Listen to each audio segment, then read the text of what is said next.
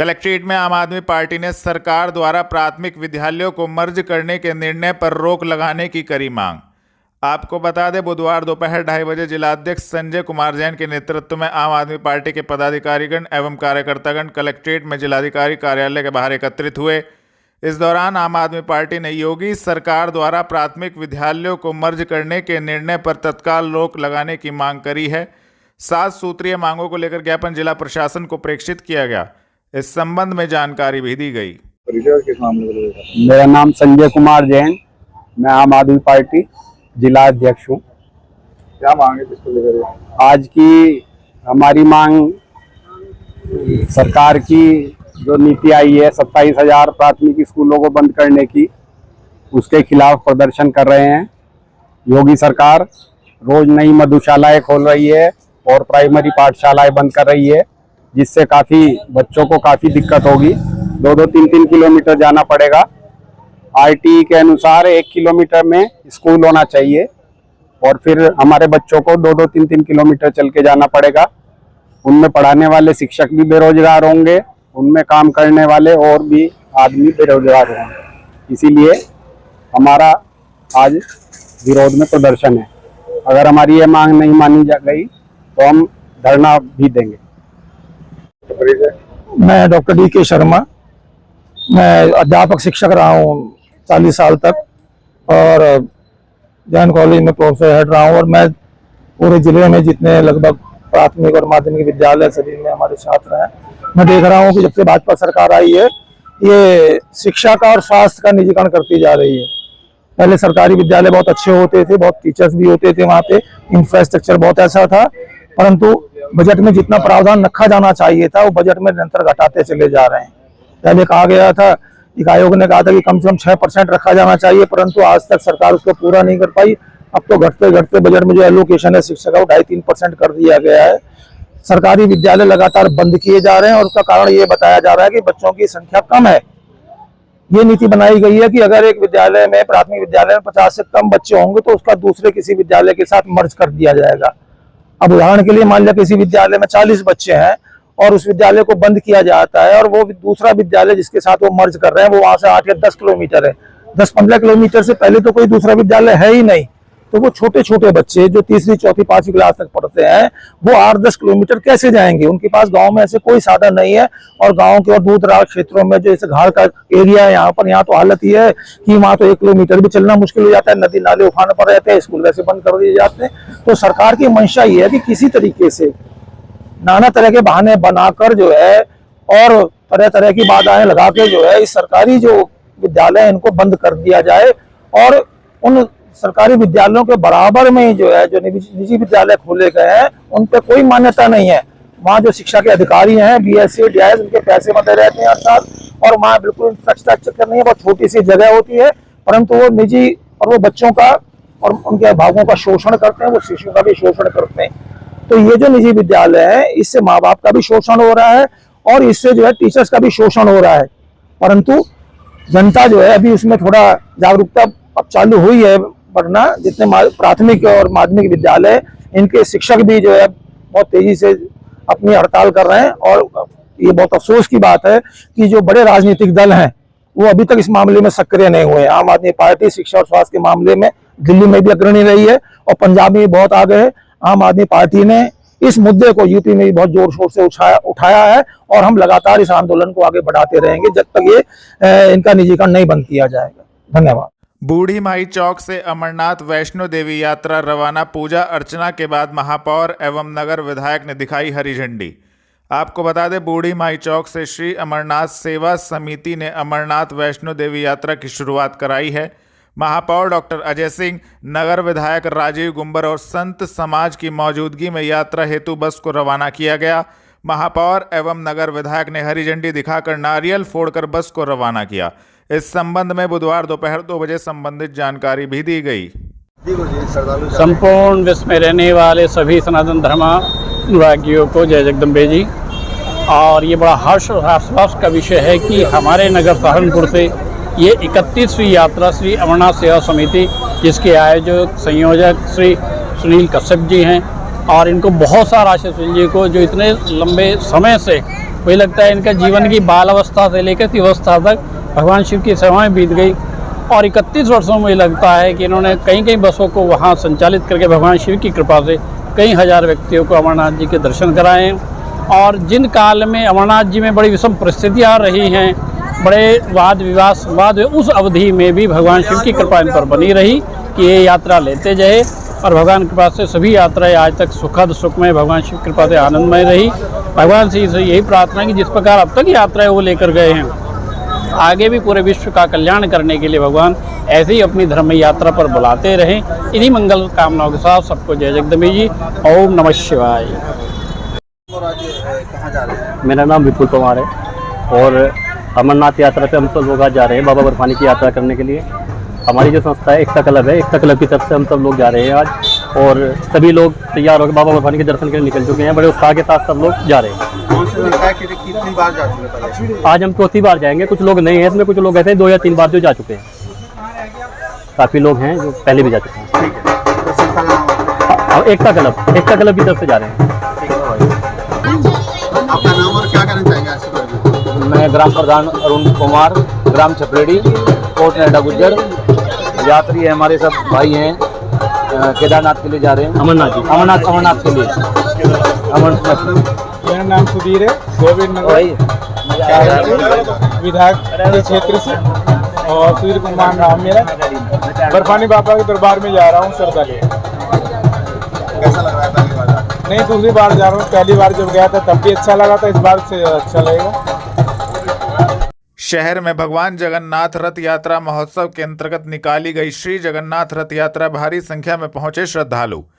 आपको बता दें, श्री जगन्नाथ रथ यात्रा समिति सहारनपुर के संयोजक एवं चेयरमैन भारत करनवाल ने बताया, हर वर्ष की भांति इस वर्ष भी अंतर्राष्ट्रीय श्री कृष्णा भावनामृत संघ के द्वारा सहारनपुर में भगवान जगन्नाथ रथ यात्रा महोत्सव के अंतर्गत श्री जगन्नाथ रथ यात्रा बुधवार शाम 7 बजे तक धूमधाम से निकाली गई। भगत सिंह मार्ग से प्रारंभ हुई श्री जगन्नाथ रथ यात्रा शहर के विभिन्न मार्गों से होकर गुजरी, जिसका विश्राम हरि मंदिर पर हुआ। श्री जगन्नाथ रथ यात्रा का कई जगह पर भव्य स्वागत किया गया। श्री जगन्नाथ रथ यात्रा का हरि मंदिर में पहुंचने पर आयोजकों के द्वारा भगवान श्री जगन्नाथ जी का पूजन कर आरती की गई। इसके पश्चात भोग लगाकर विशाल भंडारे का आयोजन भी किया गया, जिसमें काफी संख्या में लोगों ने प्रसाद ग्रहण किया। आपका नाम और आज क्या कार्यक्रम है? मेरा नाम प्रदेश अध्यक्ष हरपाल सिंह वर्मा, पश्चिमी व्यापारी एकता व्यापार मंडल से। आज प्रभु जगन्नाथ जी की हमारे व्यापार मंडल के सभी साथियों को सेवा करने का सौभाग्य प्राप्त हुआ। पश्चिमी व्यापारी एकता व्यापार मंडल ने 3 हमारे आज स्टॉल लगाए, उसमें भगवान जगन्नाथ का प्रसाद वितरण किया गया और हमें बड़ी खुशी है। व्यापार मंडल को आज भगवान जगन्नाथ ने जो हैगा इस प्रकार का हमें जो हैगा आशीर्वाद प्रदान करा, और हमारी ये इच्छा है प्रभु हमारे ऊपर और हमारे सभी साथियों के ऊपर इसी प्रकार की कृपा बनाए रखे। भगवान जगन्नाथ की जय। जय जय श्री जगन्नाथ। जी, आपका नाम और? मैं भारती भानु एडवोकेट, प्रदेश वरिष्ठ उपाध्यक्ष, पश्चिमी व्यापारी एकता व्यापार मंडल। आज सभी व्यापारी बंधु व्यापार मंडल के साथ खड़े हुए और भगवान श्री जगन्नाथ की जो यात्रा निकल रही थी उसमें लोगों की, भक्तों की पूरी सेवा की, प्रसाद का अच्छी तरह वितरण किया और हर आदमी हर्षोल्लास से भरा हुआ था और भगवान की भक्ति में लीन था। जय जय श्री जगन्नाथ। जी, मैं विनय जैन, पश्चिमी व्यापारी एकता व्यापार मंडल का जिला अध्यक्ष। आज हम सब लोगों ने भगवान जगन्नाथ यात्रा में बढ़ चढ़ के हिस्सा लिया। हमारे सभी व्यापारी आज मोरगंज, सईदगंज और ये कोट रोड पर स्टॉल लगाया और भगवान जी की आराधना करी, और हम सब व्यापारी उस चीज़ के लिए बहुत वो हैं कि भगवान हमारी सारी मनोकामनाएं पूरी करी, और आगे भी हम चाहते हैं कि भगवान हमारी सर पे अपना आशीर्वाद बना करके रखें। धन्यवाद। सहारनपुर विकास प्राधिकरण ने जोन 4 के अंतर्गत अवैध निर्माण कार्यों को किया सील एवं ध्वस्त की कार्रवाई। आपको बता दें, बुधवार शाम 6 बजे सहारनपुर विकास प्राधिकरण ने जोन 4 के अंतर्गत डिमार्केशन के कार्य, प्लॉटों की नींव के कार्य, मिट्टी के फड़ तैयार करने के कार्य, अवैध प्लॉटिंग हेतु कॉलोनी के कार्य को ध्वस्त कर दिया। उक्त कार्रवाई प्रदीप कुमार शर्मा अधिशासी अभियंता, सार्थक शर्मा सहायक अभियंता, प्रदीप गोयल अवर अभियंता के सहयोग से संपन्न की गई। लगातार सहारनपुर विकास प्राधिकरण अवैध निर्माण कार्य पर कार्रवाई कर रहा है। सर्किट हाउस सभागार में कावड़ यात्रा 2025 को लेकर अपर पुलिस महानिदेशक मेरठ जोन द्वारा की गई बैठक आयोजित। आपको बता दें बुधवार शाम 4 बजे अपर पुलिस महानिदेशक मेरठ जोन भानु भास्कर के द्वारा मंडलायुक्त अटल कुमार राय सहारनपुर, जिलाधिकारी सहारनपुर, पुलिस उप महानिरीक्षक मेरठ एवं सहारनपुर रेंज, वरिष्ठ पुलिस अधीक्षक सहारनपुर, मुजफ्फरनगर, शामली एवं अन्य पुलिस अधिकारीगणों, प्रशासनिक अधिकारीगणों के साथ कावड़ यात्रा 2025 को लेकर बैठक आयोजित की गई। सर्किट हाउस सभागार में अंतर्राज्यीय अंतर जनपदीय समन्वय गोष्ठी कर संबंधित को आवश्यक दिशा निर्देश दिए गए। कोऑर्डिनेशन मीटिंग बुलाई गई है इंटर स्टेट, और क्या कुछ सर यहाँ पर हुआ है कांवड़ को लेकर? ये हमारा इंटर स्टेट कोऑर्डिनेशन मीटिंग जो है ये लगभग तीसरा इंटर स्टेट कोऑर्डिनेशन मीटिंग है। इसके पूर्व उत्तराखंड राज्य में भी हुआ और आज जो है हमारे दिल्ली प्रदेश के साथ भी चल रहा है। इसमें जो मीटिंग है उसमें हमारे उत्तराखंड के अधिकारी आए हैं, हरियाणा के अधिकारी आए हैं और साथ में ऑनलाइन भी जुटे हैं, जिसमें हमारे पूरे मेरठ मंडल के, सहारनपुर मंडल के अधिकारी आए हैं। इसमें जो इंटर स्टेट कोऑर्डिनेशन है वो कांवड़ को रिलेटेड है। कांवड़ में जो भी हमारा ट्रांसपोर्ट का प्रबंधन होगा, हमारे ट्रैफिक का प्रबंधन होगा, हमारे जो डाइवर्जन का स्कीम बनेगा, हमारे जो ट्रैफिक की स्कीम बनेगी, हमारी जो सुरक्षा की स्कीम बनेगी, और साथ में इस पे जो सबसे अच्छा बंदोबस्त हम लोग को देना है, जितने हमारे श्रद्धालु जो कांवड़ में आ रहे हैं वो सभी के पहलुओं पर डिस्कशन हुआ और सभी में जहाँ जहाँ एक दूसरे को हमें सहयोग चाहिए उन सभी पहलुओं पे जो है हम लोग की चर्चा हुई। उन चर्चा में सर्वप्रथम ये हुआ कि हमारी जहाँ जहाँ पे बॉर्डर की सीमा है वहाँ पे, चाहे उत्तर प्रदेश और हरियाणा के बीच में हो, चाहे उत्तर प्रदेश और दिल्ली के बीच में हो, उत्तर प्रदेश या उत्तराखंड के बीच में हो, वहाँ पे हमारे संयुक्त टीम रहेगी। उत्तर प्रदेश पुलिस की भी रहेगी और उत्तराखंड की भी रहेगी, उत्तर प्रदेश पुलिस की भी रहेगी और हरियाणा की भी रहेगी।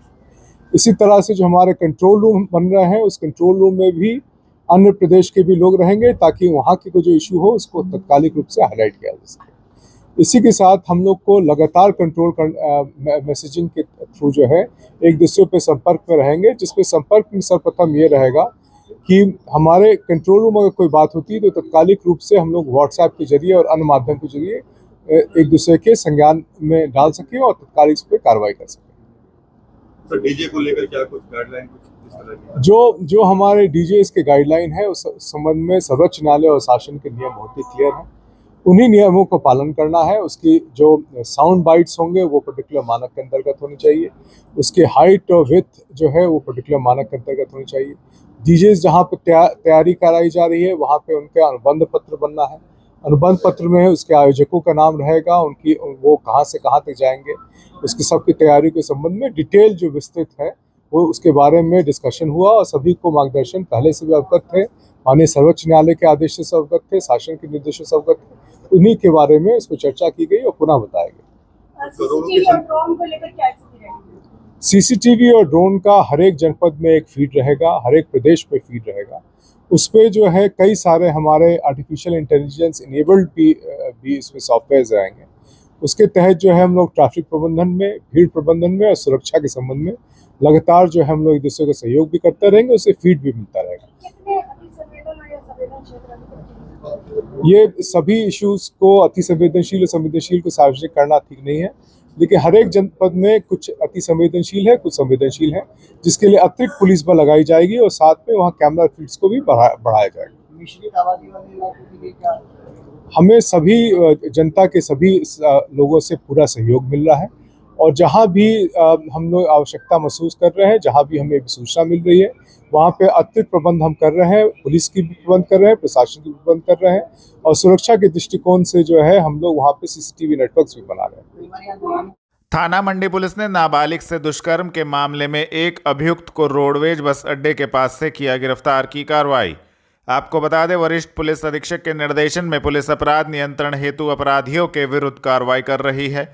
बुधवार शाम 5 बजे थाना मंडी पुलिस ने नाबालिग से दुष्कर्म के मामले में अभियुक्त संजीव को रोडवेज बस अड्डे के पास से गिरफ्तार करने में महत्वपूर्ण सफलता प्राप्त की है।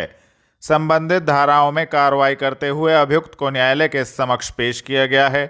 गिरफ्तार करने वाली टीम में उप निरीक्षक नरेंद्र, हेड कांस्टेबल गुलनवाज मौजूद रहे। कावड़ यात्रा नेम प्लेट विवाद पर सहारनपुर लोकसभा कांग्रेस सांसद इमरान मसूद ने कहा, यह है मोहब्बत का देश। आपको बता दें बुधवार दोपहर 3:30 बजे सहारनपुर लोकसभा कांग्रेस सांसद इमरान मसूद ने कावड़ यात्रा नेम प्लेट विवाद पर अपनी प्रतिक्रिया दी है।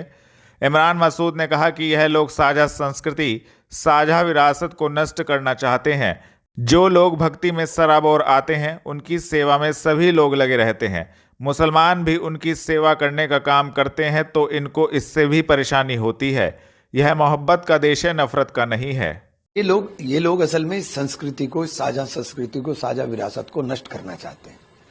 भक्ति में सरोवर जो लोग आते हैं उनकी सेवा के अंदर सब लोग लगे रहते हैं। वो पूरा मुस्लिम बाहुल क्षेत्रों से गुजरते हैं, मुसलमान भी तमाम खड़े होकर के उनकी सेवा करने का काम करते हैं। इनको इससे भी परेशानी होती है। ये मोहब्बत का देश है, ये नफरत का देश नहीं है। पिछली बार भी इन्होंने कोशिश की थी, लोगों ने फेल कर दिया था, इस बार भी फेल कर देंगे।